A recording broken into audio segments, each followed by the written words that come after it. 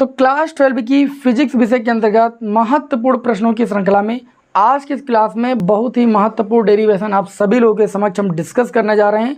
बहुत ही easy method से आपको हम बताएंगे कि वैद्युत द्विध्रुव के कारण उत्पन्न वैद्युत विभव का व्यंजक आपको अच्छी स्थिति में कैसे ज्ञात करना है। एग्जाम में कई बार आ चुका है। और निरक्षीय स्थिति में जो वैद्युत विभव होता है शून्य होता है, सभी विद्यार्थियों को पता है, तो वो तो बहुत ही आसान है, वो आप सभी लोग कर भी लोगे। तो आज की इस क्लास में यहाँ पर हम डिस्कस करेंगे वैद्युत द्विध्रुव के कारण वैद्युत विभव का व्यंजक अच्छी स्थिति में।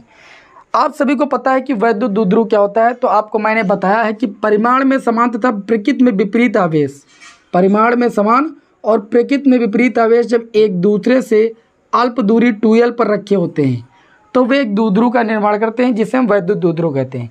तो ये मैंने आपके समक्ष एक वैद्युत द्विध्रुव ए बी बना दिया। ठीक है, वैद्युत द्विध्रुव के ए सिरे पर माइनस क्यू आवेश होगा और बी सिरे पर प्लस क्यू आवेश होगा। और ये दोनों आवेश होते हैं परिमाण में बराबर हैं और प्रकृति इनकी क्या होती है, विपरीत होती है, एक की माइनस एक की प्लस।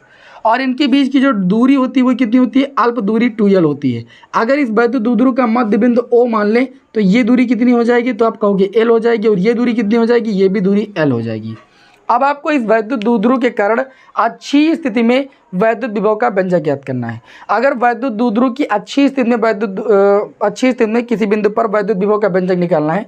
इमेजिन करो ये आपका वैद्युत द्विध्रुव है, तो इसकी अच्छी स्थिति क्या होगी, ऐसे तो होगी, इसके अक्ष की स्थिति ऐसी तो होगी। तो अच्छी स्थिति में निकालना हो या निरक्षीय स्थिति में निकालना हो वैद्युत द्विध्रुव के कारण उत्पन्न वैद्युत विभव का व्यंजक, तो आपको वैद्युत द्विध्रुव के मध्य बिंदु O से कितनी दूरी पर लेना है, r मीटर की दूरी पर। कितनी दूरी पर भाई, r मीटर की दूरी पर एक बिंदु P लेना है। ये वैद्युत द्विध्रुव का मध्य बिंदु है। मध्य बिंदु O से मैंने r मीटर की दूरी पर क्या ले लिया भैया, एक बिंदु P ले लिया। और इसी बिंदु P पर हमें क्या करना है, इस द्विध्रुव के कारण अच्छी स्थिति में वैद्युत विभव का व्यंजक निकालना है, परिणामी वैद्युत विभव का व्यंजक निकालना है। समझ गए। तो यहाँ पर करेंगे क्या, देखिए दो आवेश हैं, एक माइनस क्यू आवेश एक प्लस क्यू आवेश। तो प्लस क्यू आवेश के कारण बिंदु P पर हमें क्या निकालना है, उत्पन्न वैद्युत विभव का व्यंजक। और माइनस क्यू बिंदु आवेश के कारण किस पर निकालना है, बिंदु P पर वैद्युत विभव का व्यंजक।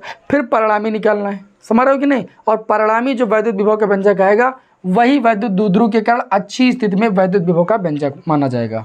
समझ पा रहे हो मेरी बात को। तो सबसे पहले लैंग्वेज में क्या लिखना है, सबसे पहले लैंग्वेज में आपको क्या लिखना है उसको सुनिए, क्योंकि लैंग्वेज आप लोगों को यहाँ पर व्हाइट बोर्ड पर ज़्यादा नहीं लिखाई जा सकती। तो आपको मानना पड़ेगा कि माना एक वैद्युत द्विध्रुव ए बी, सबसे पहली लाइन लिख देते हैं, माना एक वैद्युत द्विध्रुव, एक वैद्युत द्विध्रुव ए बी, वैद्युत द्विध्रुव ए बी एक ऐसे माध्यम में स्थित है, एक ऐसे माध्यम में स्थित है जिसका परावैद्युतांक k है।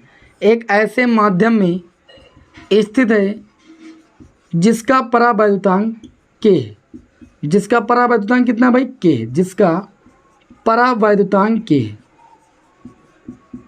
जिसका परावैद्युतांक k है। समझ गए। वैद्युत द्विध्रुव के ए सिरे पर माइनस क्यू आवेश और बी सिरे पर प्लस क्यू आवेश, इसके बीच की दूरी कितनी, 2l। मध्य बिंदु O से अच्छी स्थिति में r मीटर की दूरी पर एक बिंदु P लिया है, जहां पर हमें परिणामी तीव्रता का व्यंजक ज्ञात करना है। यही चीज़ आपको लिखना है कि माना वैद्युत द्विध्रुव के मध्य बिंदु O से r मीटर की दूरी पर अच्छी स्थिति में एक बिंदु P है, जहां पर हमें परिणामी तीव्रता नहीं, परिणामी वैद्युत विभव का व्यंजक ज्ञात करना है। तीव्रता निकल गया होगा तो सॉरी उसके लिए, ठीक है, यहाँ पर तीव्रता नहीं वैद्युत विभव निकालना है। तो आपको बिंदु P पर बारी बारी से प्लस क्यू आवेश के कारण भी वैद्युत विभव निकालना और माइनस क्यू आवेश के कारण। तो यहाँ पर लिखेंगे प्लस क्यू आवेश के कारण, किसके कारण भाई, प्लस क्यू आवेश के कारण। कहाँ पर निकालोगे, बिंदु P पर। तो प्लस क्यू आवेश के कारण बिंदु P पर, कहाँ पर भाई, बिंदु P पर क्या निकालेंगे, उत्पन्न वैद्युत विभव, उत्पन्न वैद्युत विभव, ठीक, उत्पन्न वैद्युत विभव। इसको नाम दे देंगे V1। क्या नाम दे देंगे, V1। और आप जानते हो बिंदु आवेश के कारण उत्पन्न वैद्युत विभव का व्यंजक कितना होता है, 1/4πε0 k। क्यों अपान में क्या होता है भाई, दूरी।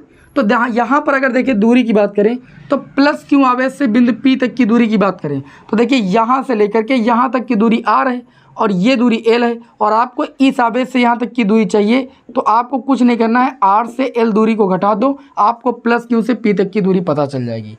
इस r दूरी से अगर इस l दूरी को घटा दोगे तो r माइनस l आपको प्लस क्यू आवेश से P तक की दूरी पता चल जाएगी। तो प्लस क्यू आवेश के कारण जो आपका विभव होगा उसमें दूरी के स्थान पर आपको r माइनस l रखना है। इसको मान लेना है समीकरण 1। इसी तरीके से आपको माइनस क्यू आवेश के कारण निकालना है, तो लिखोगे इसी प्रकार। क्या लिखोगे भाई? इसी प्रकार। माइनस क्यू आवेश के कारण क्या लिखोगे भाई? माइनस क्यू आवेश के कारण। माइनस क्यू आवेश के कारण कहाँ पर निकालेंगे? बिंदु P पर। कहाँ पर भाई? बिंदु P पर। क्या निकालेंगे? उत्पन्न वैद्युत विभव। उत्पन्न वैद्युत विभव। और इस वैद्युत विभव को हम V2 से प्रदर्शित कर देंगे, ठीक। और वही बिंदु आवेश के कारण उत्पन्न वैद्युत विभव वाला सूत्र लगा देंगे 1/4πε0 के। आवेश कितना भैया? माइनस के क्यों है तो माइनस क्यों रखना पड़ेगा आपको। माइनस क्यू से P तक की दूरी की बात करें तो देखो यहाँ तक की दूरी R है और इतनी दूरी L ऐड करना पड़ेगा, तब माइनस क्यू आवेश से लेकर के P तक की दूरी आपकी हो जाएगी R प्लस L। कितनी हो जाएगी? R plus L। तो यहाँ पर दूरी के स्थान पर कितना हो जाएगा? R प्लस L, ठीक है। इसको मान लेंगे समीकरण 2।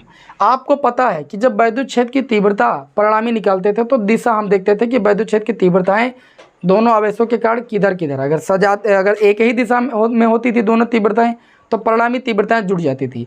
विपरीत डायरेक्शन में होती थी तो परिणामी तीव्रता घट के प्राप्त होती थी। लेकिन यहाँ पर वैद्युत विभव है, ये एक अदिश राशि है। कभी भी अदिश राशि का परिणामी निकालना हो तो उसके बीच गणितीय योग से प्राप्त होगा। तो हमको अगर इनका परिणामी चाहिए तो इन दोनों का योग करना होगा बस, ठीक है। तो क्या लिखेंगे? लिखेंगे चूंकि वैद्युत विभव क्या है? एक अदिश राशि है। वैद्युत विभव अदिश राशि है, अदिश राशि है, अदिश राशि है। अतः इनका परिणामी बीजगणितीय योग से प्राप्त होगा। किससे प्राप्त होगा भाई?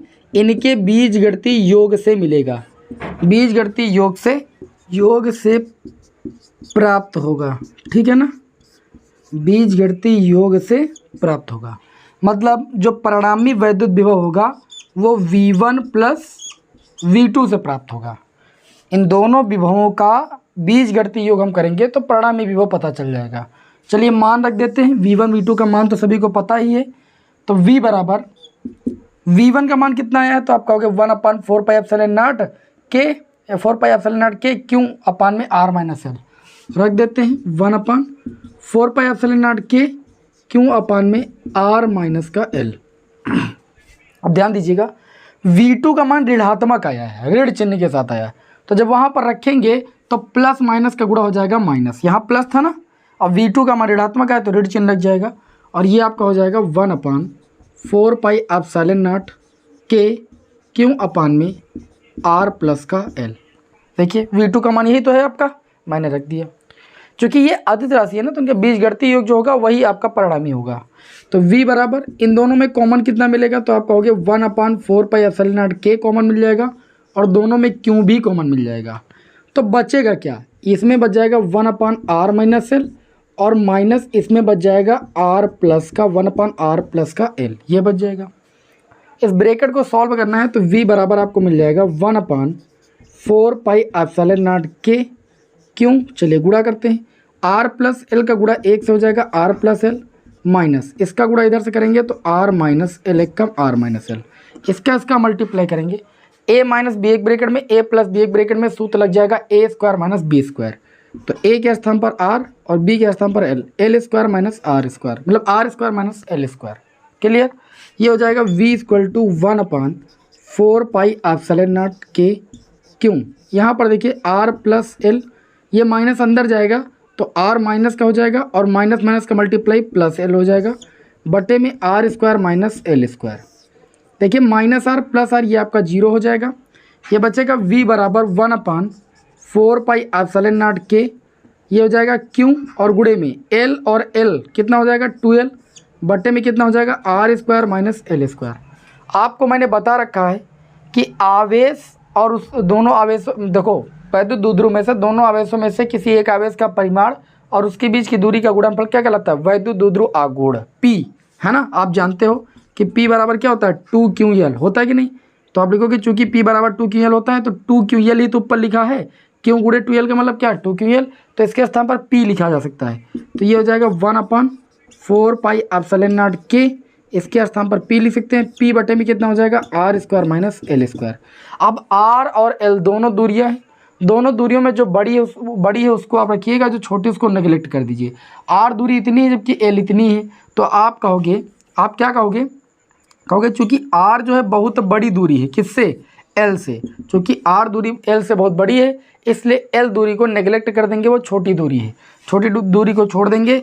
इसलिए जो वैद्युत विभव हो जाएगा वो हो जाएगा 1/4 पाई एप्सिलॉन नॉट के, ठीक। ऊपर आपका हो जाएगा पी और एल को छोड़ देंगे तो बटे में हो जाएगा आर स्क्वायर।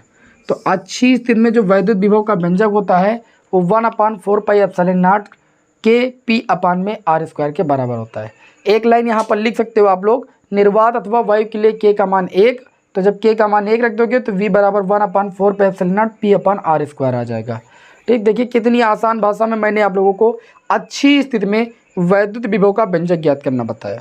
स्क्रीनशॉट लेना है ले लीजिए भाई, और अच्छे तरीके से इसे तैयार कर लीजिए। बोर्ड एग्जाम के लिए very very most important question है। उम्मीद है कि छोटी सी क्लास आप सभी को पसंद आई होगी। मिलते हैं आपको किसी अन्य क्लास में एक अन्य महत्वपूर्ण प्रश्न के साथ। जय हिंद, वंदे मातरम।